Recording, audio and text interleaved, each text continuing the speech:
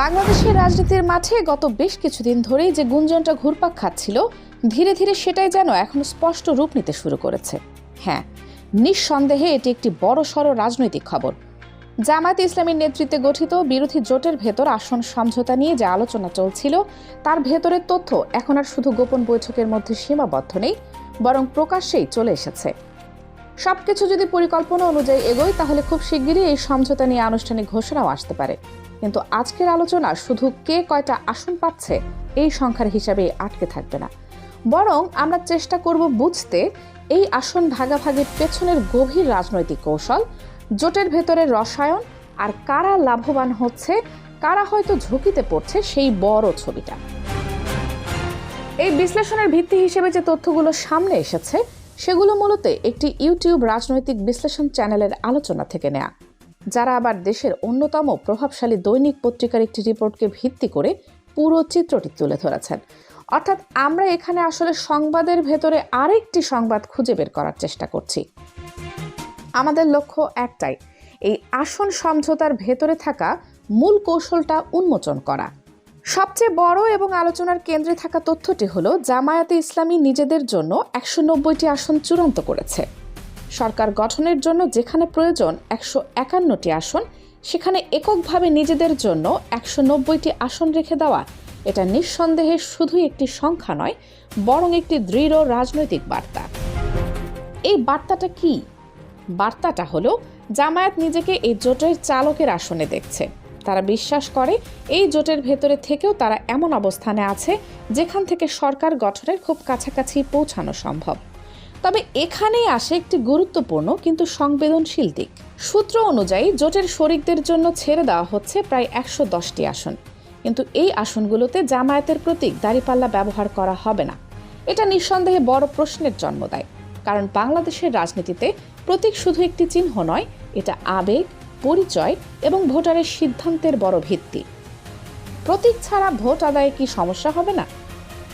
এই প্রশ্নের জবাবে বিশ্লেষকরা বলছেন, দাঁড়িপাল্লার প্রতীক না থাকলেও জামায়াতের ভোট ব্যাংক এবং মাঠ পর্যায়ের সংগঠন জোট প্রার্থীদের জেতাতে সর্বশক্তি দিয়ে মাঠে নামবে।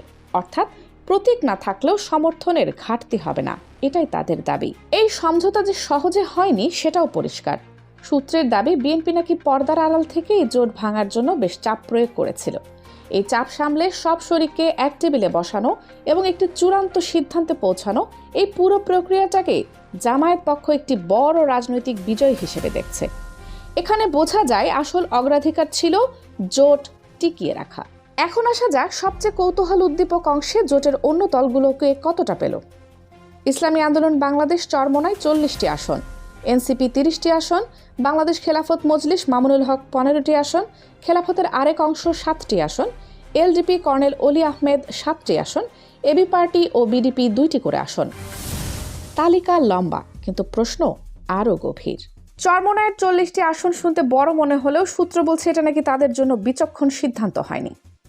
বিশ্লেষকদের মতে সাংগঠনিক শক্তি অনুযায়ী চরমোনাইয়ের জন্য 30টির বেশি আসন নেওয়াটা ঝুঁকিপূর্ণ, কারণ অতিরিক্ত আসনে পরাজয়ের সম্ভাবনা বাড়বে।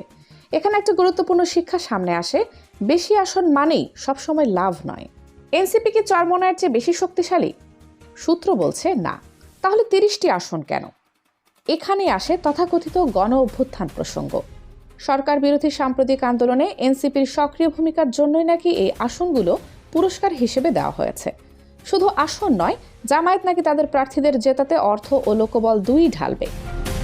আরও গুরুত্বপূর্ণ তথ্য, এই 30 প্রার্থীর বড় অংশই ছাত্র জীবনের শিবির রাজনীতির সঙ্গে যুক্ত ছিলেন। অর্থাৎ এটা শুধু পুরস্কার নয়, ভবিষ্যতের জন্য আদর্শগতভাবে কাছের একটি শক্তিকে গড়ে তোলার কৌশল। সূত্রের সবচেয়ে কঠোর সমালোচনা এসেছে এখানে। খেলাফতের 2 অংশ মিলিয়ে 22টি আসন, এলডিপি 7টি আসন। বিশ্লেষকদের মতে খেলাফত সর্বোচ্চ 4টি এবং এলডিপি সর্বোচ্চ 2টি আসন পেলেই যথেষ্ট ছিল। এই অতিরিক্ত ছাড় না দিলে জামায়াত সহজেই 200+ আসনে লড়তে পারত। তাহলে প্রশ্ন, কেন এই ছাড়? সূত্র বলছে এটা ছিল একটি নজিরবিহীন উদারতা। লক্ষ্য একটাই, বিএনপিকে পাশ কাটিয়ে একটি বৈচিত্র্যময় সর্বস্তরের ইসলামীপন্থী জোট উপস্থাপন করা। চরমোনাই মারেফাত, আধ্যাত্মিক ধারা; জামায়াত হাকিকত, প্রাতিষ্ঠানিক বাস্তবতা; মামুনুল হক শরীয়ত, কট্টর ইসলামিক আইন। এই 3 ধারাকে এক ছাতার নিচে আনা রাজনীতির ভাষায় প্রায় অসম্ভব। আর এই অসম্ভবকে সম্ভব করতে দিতে হয়েছে এত ছাড়। এত গভীর তথ্য কিভাবে আসে? সূত্রের দাবি, প্রথম আলোর বিট রিপোর্টারদের অনেকেই ছাত্রজীবনে সংশ্লিষ্ট ছাত্র সংগঠনের সঙ্গে যুক্ত ছিলেন। এই পুরনো সম্পর্কই তাদের অন্দর মহলের তথ্য এনে দেয়। সবচেয়ে শক্ত উদাহরণ জামায়াতের চীন সফরের প্রতিনিধি তালিকা। ঘোষণার আগেই প্রথম আলো পুরো তালিকা প্রকাশ করেছিল। এটাই প্রমাণ করে নেটওয়ার্ক কতটা গভীরে। সব মিলিয়ে আমরা যা দেখলাম, জামায়াত 190 আসন নিয়ে চালকের আসনে, শরিকদের সন্তুষ্ট রাখতে বড় ছাড়, কোথাও পুরস্কার, কোথাও রাজনৈতিক বাধ্যবাধকতা, মূল লক্ষ্য জোট অটুট রাখা। Kaniz Fatema Soma, desk news, 0 TV.